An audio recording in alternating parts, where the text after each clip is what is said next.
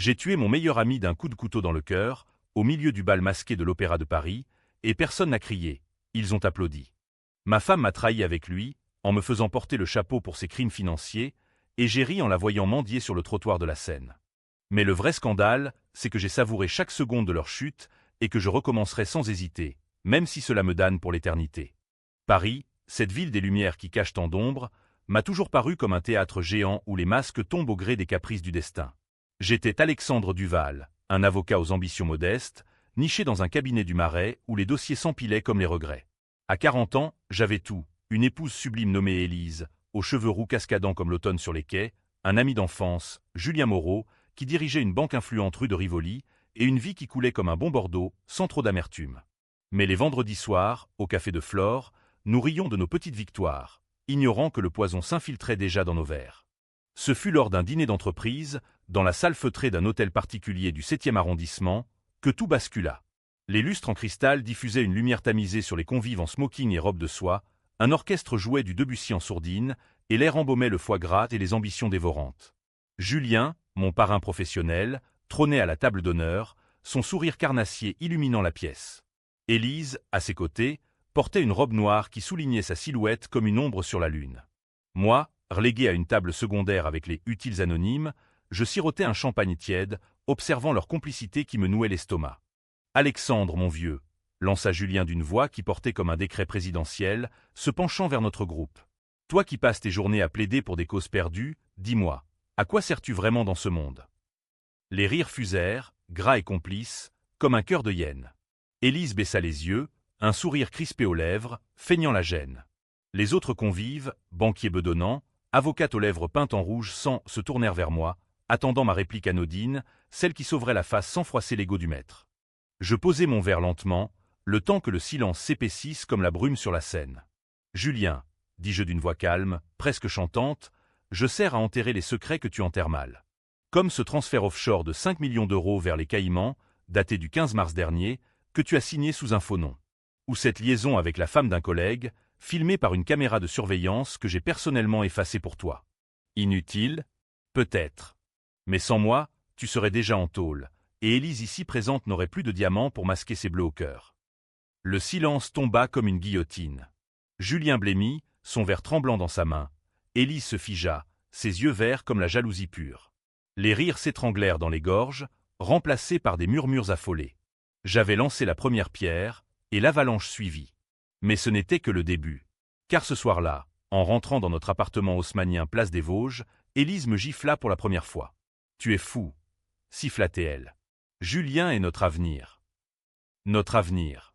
Ces mots résonnèrent comme un glas. Les jours suivants furent un tourbillon de non-dits. Julien m'appela, sa voix mielleuse masquant la rage. « Alex, c'était une blague. Oublie ça, on dîne ensemble ?» Je déclinai, prétextant un dossier urgent. En vérité, je fouillais déjà les recoins sombres de son empire financier. J'avais toujours su pour ses magouilles, pots de vin aux élus de la mairie de Paris, comptes occultes pour financer des campagnes électorales fictives. Mais j'avais fermé les yeux, par loyauté, par amour pour Élise qu'il adorait comme un frère. Ou pire. Une nuit, alors que la pluie martelait les tuiles de notre toit, je trouvai une lettre glissée sous la porte. Pas une lettre, un relevé bancaire anonyme, montrant des virements réguliers de Julien vers un compte au nom d'Élise. Des dizaines de milliers d'euros, étiquetés « frais personnels ». Mon cœur se serra comme un étau. Était-ce du chantage? Ou pire, une complicité? Je confrontai Élise au petit matin, dans la cuisine où le café fumait encore. « Explique-moi ça », dis-je en agitant le papier. Elle pâlit, puis rit nerveusement. « C'est pour nous, chérie. Julien nous aide à boucler les fins de mois. Ton cabinet ne paie pas les factures de Chanel. » Mensonge. Je le sentis dans l'air, lourd comme l'odeur de son parfum trop sucré. Ce soir-là, Julien organisa une réconciliation forcée dans un bistrot de Montmartre, sous les yeux des artistes de rue. « Oublions tout », dit-il en levant son verre de Calva. « À l'amitié éternelle. » Nous trinquâmes, mais sous la table, sa main effleura la cuisse d'Élise. Je vis rouge, mais ravalai ma bile. La vengeance, comme un bon vin français, se bonifie avec le temps. Les semaines passèrent en une danse macabre. Mon cabinet croulait sous les affaires mineures, divorce acrimonieux, litige immobilier dans le sentier, tandis que Julien escaladait les échelons de la finance parisienne, nommé conseiller auprès du ministère des Finances. Élise, de son côté, multipliait les soirées mondaines, rentrant à des heures indues, son haleine imprégnée de vin et de secrets. Je devins un fantôme dans ma propre vie, hantant les bibliothèques de la Sorbonne pour noyer mon insomnie dans des traités de droit pénal. C'est là que je tombai sur un vieux dossier, l'affaire des fonds détournés de la SNCF en 2012, classée sans suite grâce à un avocat zélé, moi-même, qui avait plaidé l'innocence d'un lampiste pour protéger un gros poisson. Julien. Le déclic fut brutal. Une nuit d'orage, Élise avoua tout dans un sanglot. Elle et Julien, amants depuis 5 ans, avaient monté un schéma de fraude massive. Des prêts fictifs accordés à des sociétés écrans, revendus à des investisseurs naïfs. Et moi, j'étais leur bouclier. « Tu es si honnête, Alex », murmura-t-elle, les yeux baignés de larmes crocodiles. Julien voulait te mettre en avant pour les audits. Si ça tourne mal, ce sera toi le coupable. Mon rire fut un hurlement étouffé. Gâter le remplaçable. J'étais le bouc émissaire, le pion sacrifié sur l'échiquier de leurs ambitions. Je quittai l'appartement ce matin-là, bagage en main, direction un hôtel miteux près de Bastille. De ma fenêtre, je voyais la colonne de Juillet se dresser comme un doigt accusateur. La trahison me rongeait comme un acide, mais au lieu de la douleur, une clarté froide s'installa. La vengeance n'est pas un cri, c'est un murmure qui empoisonne lentement. J'appelai un vieil ami, un hacker discret opérant depuis un café de Belleville. Trouve-moi tout sur Julien Moreau. Et sur Élise Duval. Les fichiers affluèrent, mailles torrides, contrats truqués, même une vidéo granuleuse 2-2 dans une suite de l'hôtel Georges V. Mais le vrai trésor fut une note manuscrite, scannée d'un agenda, Opération Phénix, faire porter le chapeau à pour les 20e disparus. Rendez-vous avec inspecteur Lemoine, 20h, café du commerce. Daté d'hier. Mon sang se glaça. Il passait à l'acte. Ce soir, il me tendrait un piège pour me faire avouer une complicité fictive. Je souris dans le miroir craquelé de la salle de bain. Ils ignoraient que le chasseur était déjà à l'affût. Les rues de Paris, pavées de souvenirs et de trahisons, me portèrent comme un courant froid vers le café du commerce, ce bastion bourgeois du 7e où les deals se nouent entre deux croissants. Il était 19h45, l'heure où les ombres s'allongeaient sous les platanes nus de l'hiver. J'avais revêtu un manteau anonyme, col relevé, et glissé un enregistreur miniature dans la doublure, vestige de mes années de journalisme amateur, avant que le droit ne m'avale. Mon cœur battait un rythme funèbre, mais mes pas étaient assurés. La revanche, en France, se savoure avec l'élégance d'un duel à l'épée, pas avec des poings grossiers. Le café bruissait de conversations feutrées. Un couple murmurait des ruptures imminentes, un homme d'affaires tapotait son Blackberry avec impatience. Julien était déjà là, attablé dans un coin sombre, son profil aquilin éclairé par la lueur orangée d'une lampe. À ses côtés, l'inspecteur Lemoine, un flic bedonnant aux moustaches jaunies par le tabac, sirotait un pastis. Élise n'était pas visible, mais je sentis son parfum flotter comme un fantôme. Je m'approchai, feignant la surprise. « Julien ! Quelle coïncidence !» Il se leva, sourire plaqué comme un masque vénitien. « Alex ! Assieds-toi, mon vieux. L'inspecteur ici, présent, voulait te rencontrer. Une affaire de routine. » Lemoine me jaugea d'un œil torve, ses doigts boudinés serrant un dossier marqué « Confidentiel ». « Monsieur Duval, nous enquêtons sur des irrégularités à la Banque Moreau. Des prêts suspects. Vous êtes listé comme consultant. » Je m'assis, croisai les jambes avec nonchalance. Consultant ? Première nouvelle. Mais je suis flatté. La danse commença. Julien orienta la conversation comme un marionnettiste, insinuant des demi-vérités, mon implication dans des audits, des signatures falsifiées que j'aurais validées. Lemoine hochait la tête, son stylo grattant le papier. J'enregistrai chaque mot, chaque mensonge. Puis, le coup de théâtre. Julien glissa une enveloppe sur la table. « Regarde ça, Alex. Tes initiales sur ce contrat. 20 millions volatilisés. » J'ouvris l'enveloppe, feignant l'horreur. À l'intérieur, info parfait, mon paraphe, daté d'une semaine où j'étais en congé à Deauville. C'est une erreur, balbutiai-je pour la galerie, mais intérieurement, je jubilais. Ils mordaient à leur propre hameçon. Lemoine se pencha. « Erreur ou fraude, monsieur ? Nous avons un témoin. » Élise émergea alors de l'ombre, comme sortie d'un roman de Simenon, les yeux rougis par des larmes calculées. « Alex, je t'en prie, avoue. C'était pour nous sauver. Julien et moi. Nous t'aimions trop pour te laisser sombrer seul. » Son mensonge était un chef-d'œuvre, digne d'une actrice de la Comédie Française. Je me levai lentement, renversant ma tasse de café sur le dossier de Lemoine. « Inspecteur, » dis-je d'une voix suave, « permettez-moi de clarifier. Ce paraphe est un faux grossier. Regardez l'encre, elle bave comme le remords de mon ami ici. Quant à vous, Élise, votre témoignage pue la complicité. J'ai des preuves, virements, mais même une vidéo de vos ébats qui ferait rougir les tabloïds.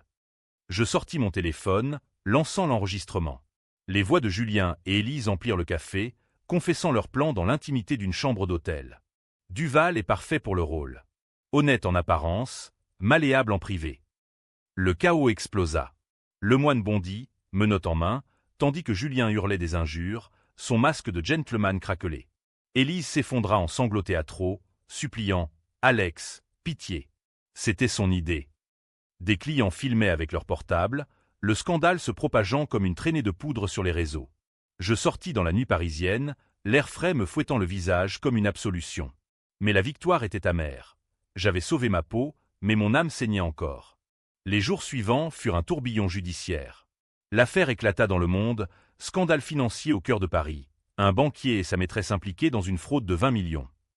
Julien fut arrêté, menotte au poignet devant les flashs des paparazzi place Vendôme. Élise, en liberté conditionnelle, me harcela de messages larmoyants. « Reviens, on recommencera à zéro. » Sans lui. Je supprimai son numéro, mais gardai les preuves comme des trophées empoisonnés. Pourtant, le doute s'insinua. Dans le tumulte, un détail me tarauda. Qui avait glissé ce relevé bancaire sous ma porte? Un allié anonyme ou un piège plus profond? Je plongeai dans les archives de la banque, aidé de mon hacker qui opérait désormais depuis un squat de Pigalle. Ce que je découvris me glaça. Julien n'était pas le cerveau.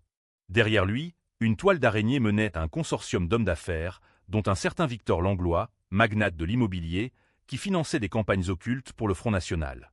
Et Élise? Elle n'était pas une victime. Ces virements servaient à blanchir de l'argent pour des opérations électorales truquées. La trahison s'approfondissait, couche par couche, comme les catacombes sous mes pieds. Julien, en cellule à la santé, me contacta via un avocat véreux. « Alex, c'est plus gros que nous. Langlois te traque. Rejoins-nous ou crève. » Son ton n'était plus mielleux. C'était une menace nue, digne d'un polar de manchette. Je refusai, mais la peur s'invita dans mes nuits. Paris, ma ville bien-aimée, devint un labyrinthe hostile. Ombres suspectes rue Mouffetard, voitures anonymes garées trop longtemps sous mes fenêtres. Je décidai de contre-attaquer. Avec l'aide d'une journaliste freelance, Camille, rencontrée dans un bar à Absinthe de Saint-Germain, je compilai un dossier béton. Camille, avec ses cheveux courts et son cynisme gaulois, devint ma confidente inattendue. La vengeance, c'est comme le camembert. Ça pue, mais c'est divin, plaisanta-t-elle en tapant frénétiquement sur son laptop. Nous liquâmes les premiers documents sur un site anonyme, Vérité masquée, qui fit le buzz sur Twitter, X, en une nuit. Les hashtags Scandale Banque Paris explosèrent, forçant une enquête parlementaire. Mais Julien riposta. Libéré sous caution grâce à ses connexions, il orchestra une campagne de diffamation. Articles achetés dans Valeurs Actuelles me dépeignant comme un opportuniste jaloux, un raté vengeur. Élise, dans une interview larmoyante à France Inter, pleura son mari abusif. Les doutes s'insinuèrent chez mes pairs. Mon cabinet reçut des annulations en cascade. Seule Camille resta, son regard bleu comme la Méditerranée me rappelant que la solitude forge les armes. Le point de non-retour fut une nuit de pleine lune, au Père-Lachaise. Julien m'avait convoqué près de la tombe de Chopin, lieu ironique pour un homme sans mélodie. « Tu vas arrêter, Alex », grognatait-il, flanqué de deux gorilles en costard. « Où est Élise Paix ?» Il me montra une photo. Elle ligotait dans un entrepôt désaffecté de la Villette, bâillon bâché. Mon estomac se noie. Libère-la, et je ferme ma gueule. Il ricana. Trop tard. Langlois veut ta tête. La bagarre fut brève. Je m'enfuis, boitant, mais avec une carte SD arrachée de sa poche. La preuve ultime. Un enregistrement de Langlois ordonnant l'assassinat d'un whistleblower précédent. La roue tournait. Mais à quel prix? En sauvant Élise, allais-je pardonner? Ou la laisser choir pour sceller ma revanche? La Villette, ce quartier post-industriel aux hangars rouillés comme des cicatrices urbaines, devint le théâtre de mon assaut solitaire.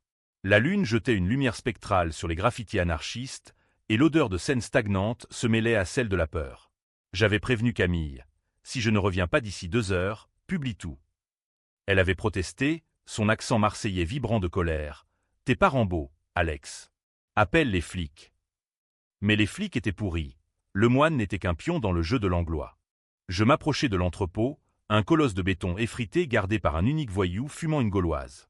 Un coup de pied discret dans les reins, et il s'effondra sans un cri.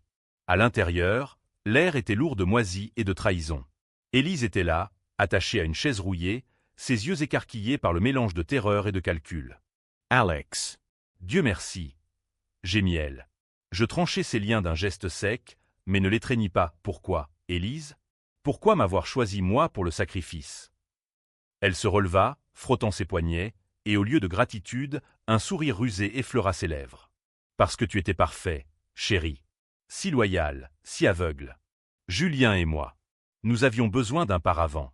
Et toi, tu nous aimais assez pour tout endosser. Ces mots étaient un poison lent, distillé avec l'élégance d'une duchesse déchue. Je la giflai, la première violence de ma vie, et elle ne pleura pas. Elle rit. Tu vois, tu es comme nous, au fond. Prêt à tout pour te venger. Dehors, des phares balayèrent la nuit. Julien et ses sbires. Je traînai Élise vers une sortie latérale, mais elle résista, plantant ses ongles dans mon bras. Laisse-moi. Je retourne avec lui. Il me protège. Le choc fut plus vif qu'un coup de poignard. Elle n'était pas une victime, elle était le serpent. Je l'abandonnai là, courant dans les ruelles sombres, le dossier numérique brûlant dans ma poche. Les sirènes hurlèrent bientôt, anonymes, bien sûr. Camille avait agi. Le lendemain, Paris s'éveilla en feu. Le leak sur Vérité masquée déchaîna l'orage. Nom, date, montant. Langlois fut arrêté en pleine conférence de presse à Bercy, son empire immobilier vacillant comme un château de cartes. Julien, rattrapé par la vague, tenta le suicide dans sa cellule, raté. Bien sûr, les riches ne meurent pas si facilement. Élise disparut, envolée vers un exil doré en Suisse, laissant derrière elle une lettre. « Pardonne-moi, où est moi ?» C'était le jeu. Mais la victoire avait un goût de cendre. Mon nom circulait désormais dans les couloirs du pouvoir comme celui d'un paria. Des menaces anonymes pleuvaient. Fleurs fanées sur mon paillasson, appel muet à 3 heures du matin. Camille, ma bouée, me pressa. Fiche le camp, Alex. Va à Lisbonne, recommence. Mais fuir n'était pas dans mon sang gaulois. C'était capituler. Au lieu de cela, je plongeais plus profond, traquant les ramifications de l'affaire jusqu'au sous-sol du palais du Luxembourg. C'est là que je découvris le twist qui m'entrait. Mon propre père, mort 10 ans plus tôt d'une crise cardiaque suspecte, avait été impliqué. Un modeste employé de banque, il avait refusé de signer un faux transfert pour Julien, alors jeune loup ambitieux. En représailles, on l'avait empoisonné au thallium, substance indétectable. Julien m'avoua cela lors d'une confrontation en parloir, ses yeux fous derrière la vitre blindée. Ton père était faible, Alex. Comme toi. Mais toi, tu as survécu. Rejoins-moi. Langlois tombe, mais nous reconstruirons. Son offre était un piège empoisonné, mais elle fissura mon armure. Étais-je vraiment différent, gâchant le remplaçable, comme il l'avait fait avec moi? Les nuits devinrent des veilles hantées par le fantôme paternel, errant dans les couloirs de notre ancien appartement à Belleville. Je consultai un psy, un vieil Allemand exilé à Neuilly, qui disséquait mes rêves avec l'acuité d'un bistouri. La vengeance est un miroir, Erduval. Elle reflète vos propres ténèbres. Pourtant, je ne m'arrêtai pas. Avec Camille, nous orchestrâmes le coup final. Une soirée masquée à l'Opéra Garnier, où l'élite parisienne se pressait pour un gala caritatif bidon financé par les fonds détournés. J'y entrai déguisé en arlequin vengeur, masque noir couvrant mon visage marqué. Julien y était, en domino doré, flanqué d'avocats au sourire carnassier. Élise, revenue des Alpes, rayonnait en robe écarlate, ignorant que le piège se refermait. Au milieu du bal, sous les fresques de Chagall, je m'approchai de Julien.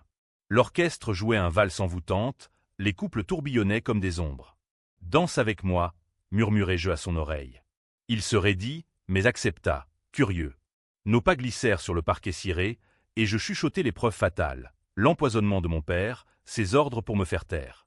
Son visage se décomposa sous le masque.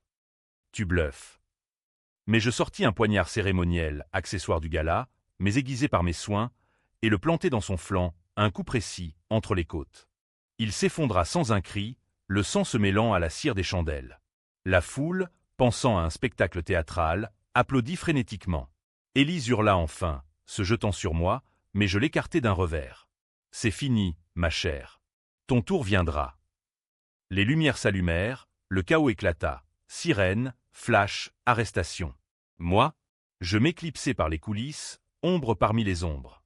Les jours post-opéra furent un délire fiévreux, comme si Paris elle-même conspirait pour me consumer. Les unes hurlaient « meurtre au bal masqué », vengeance ou folie. Mon portrait robot circulait, mais Camille, fidèle comme une provençale à l'huile d'olive, avait brouillé les pistes avec des fuites contradictoires. Je me terris dans un grenier du quartier latin, loué sous un faux nom, où les toits de zinc scintillaient sous la pluie incessante. La radio crachotait des débats enflammés, Duval, héros ou assassin. Les auditeurs se divisaient. Les uns me voyaient comme un justicier zolaïen, les autres comme un psychopathe hugolien. Élise fut la première à craquer. Arrêtée pour complicité, elle balança tout lors d'un interrogatoire musclé à Nanterre. Les flux d'argent, les liaisons politiques, même le rôle de Langlois dans des réseaux d'espionnage industriel. En échange d'une peine réduite, elle me désigna comme le « fantôme vengeur ». Mais ses aveux étaient un double jeu. Des rumeurs filtraient qu'elle négociait un deal avec les services secrets, prête à me livrer pour sa liberté. La traîtresse jusqu'au bout, fidèle à son sang mêlé d'ambition et de vice. Je décidai de la confronter une dernière fois, dans la salle d'attente d'un tribunal du palais de justice, sous les yeux impassibles de la Sainte-Chapelle. Escortée par 2 matrones, elle apparut, pâle mais altière, ses boucles rousses domptées en chignons sévères. « Alex, murmura-t-elle en me voyant, tu as gagné. Julien est mort, Langlois pourri en tôle. Laisse-moi partir. » Je m'approchai, ignorant les gardes. Gagné? J'ai perdu mon père, ma vie, mon âme pour tes caprices. Pourquoi devrais-je te pardonner? Ces yeux qui m'avaient ensorcelé à notre rencontre lors d'une expo au Louvre, se remplirent de larmes vraies cette fois. Parce que je t'aimais, à ma façon. Et parce que je porte ton enfant. Le monde s'arrêta. Un enfant? Dans le tourbillon de nos disputes, nous avions conçu une vie, ou un piège ultime. Mensonge, crachai-je. Mais elle jura sur la Bible du greffier, et un test ADN fut ordonné. Positif. Le twist me frappa comme un coup de butoir. Ma vengeance avait failli tuer l'innocent en elle. Déchiré, je quittai le tribunal pour les berges de la Seine, où les bouquinistes vendaient des reliques jaunies du passé. Camille m'y rejoignit, un café noir à la main. Un gosse? C'est du roman photo, ça. Qu'est-ce que tu fais? Je ne savais pas. La loi française, impitoyable, me traquait pour meurtre. Interpol avait émis un mandat. Mais l'enfant changeait tout, ou rien. Était-ce une raison de me rendre, de plaider la légitime défense devant un jury bourgeois? Ou de fuir, abandonnant ma semence à la merci d'une mère indigne? La décision vint lors d'une nuit d'insomnie, bercée par les sirènes lointaines. Je contactai un prêtre défroqué, ancien client de mon cabinet, pour une confession anonyme dans une chapelle désaffectée de Charonne. « Père, j'ai tué Parraine, mais pour justice. Suis-je damné ?» Il rit doucement, son haleine imprégnée de vin de messe. « En France, mon fils, la damnation est un article. Dante l'aurait adoré. Mais un enfant, c'est la rédemption ou la chaîne éternelle. » Ces mots semèrent le doute. Et si ma vengeance n'était qu'un cycle, que je perpétuais le mal que j'exécrais? Pourtant, l'instinct primal l'emporta. Je préparai l'exfiltration d'Élise, non par amour, mais pour l'enfant.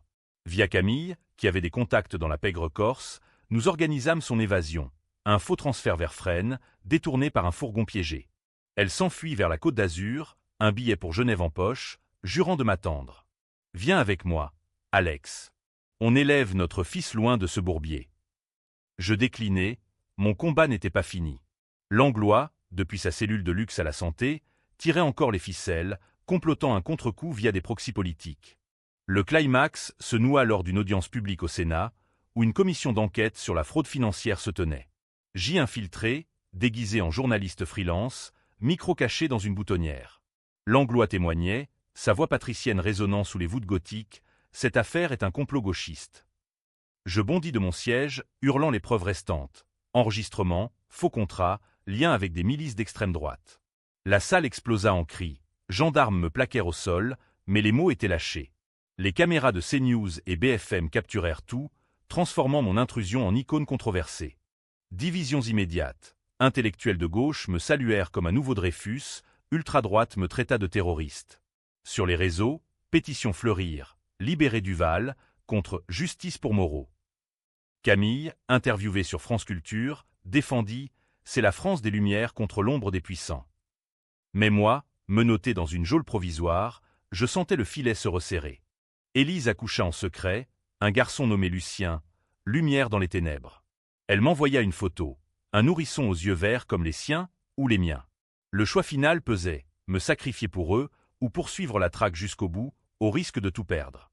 La geôle de la préfecture, avec ses murs suintants et son odeur de désespoir rance, fut mon purgatoire personnel. Attendant l'audience, je revivais la saga en boucle, la trahison initiale au dîner, les nuits de fouilles frénétiques, le poignard dans les entrailles de Julien. Était-ce justice ou catharsis? Les psys parlaient de syndrome de Stockholm inversé. Moi, je n'y voyais que le sel de la mer Méditerranée sur une plaie ouverte. Camille me visitait, apportant des livres, Balzac pour les illusions perdues, Camus pour l'absurde. Tiens bon, Alex. L'opinion penche de ton côté. En effet, le vent tournait. Manifestation spontanée devant Notre-Dame. Pancarte, Duval innocent, fleurs pour mon père assassiné. Un docu-fiction sur Netflix, L'ombre de Paris, fit de moi un anti-héros romantique, mi-Belmondo mi-Vercors. Langlois, acculé, craqua lors d'un contre-interrogatoire, aveu complet, impliquant sénateurs et préfets. Le consortium s'effondra comme la Bastille en 1789, libérant un flot de scandales qui noya le gouvernement sous les démissions. Mon procès, au TGI de Paris, fut un cirque byzantin. 3 mois de débats enflammés, sous les hauts plafonds Renaissance de l'île de la Cité. L'accusation, menée par un procureur aux allures de Talleyrand, peignit le meurtre comme prémédité, sadique. Duval n'est pas un justicier, mais un vengeur sanguinaire. Tonat-et-il, brandissant des photogores du bal. La défense, orchestrée par un ténor du barreau, riposta avec brio. Preuves de corruption, enregistrements, témoignages de victimes anonymes. Élise, citée comme témoin, apparut voilée d'un chapeau large, Lucien sur ses genoux. Alex est le père, déclara-t-elle d'une voix brisée, et un homme brisé par nous. Pardonnez-le. Le jury délibéra 48 heures, un record pour Paris. La salle bruissait de spéculations. Dehors, la foule scandait mon nom. Verdict, non-lieu pour légitime défense, avec sursis pour intrusion au Sénat. Je sortis libre, mais marqué, sous une averse biblique qui lava les pavés de la conciergerie. Camille m'attendait, champagne en main. À la nouvelle vie, héros controversé. Mais l'euphorie fut éphémère. Élise m'attendait dans un café du Marais, Lucien gazouillant dans sa poussette. « Reviens-nous » implora-t-elle. Je la regardai, cette femme qui m'avait tout pris et tout rendu en un clin d'œil. « Non, dis-je doucement. Tu élèveras notre fils. Je veillerai de loin. » Le twist final, j'appris, par un courrier anonyme, que Julien n'était pas mort ce soir-là. Le coup de poignard avait raté le cœur, une artère effleurée. Opéré en secret par Langlois, il s'était exilé en Russie, complotant un retour. La vengeance n'était pas close. C'était un serpent à queue multiple. Je quittai Paris pour la Provence, un mas isolé près d'Aix, où les lavandes murmuraient des secrets au vent. Camille me rejoignit, notre amitié virant à l'amour discret, comme un bon rosé qui s'épanouit avec le temps. Lucien grandit, bilingue en français et en nombre, sachant son père comme un mythe. Mais les nuits, quand la tramontane hurle, je sens Julien rôder, et je sais, la vraie trahison fut la mienne, en croyant à l'amitié éternelle. Était-ce une fin heureuse? Ou bi-tragique, avec le fantôme de la violence planant? Les lecteurs jugeront. Moi, je vis, silencieux, attendant le prochain acte. Car en France, les drames ne s'achèvent jamais vraiment. Ils se réincarnent, élégants et impitoyables.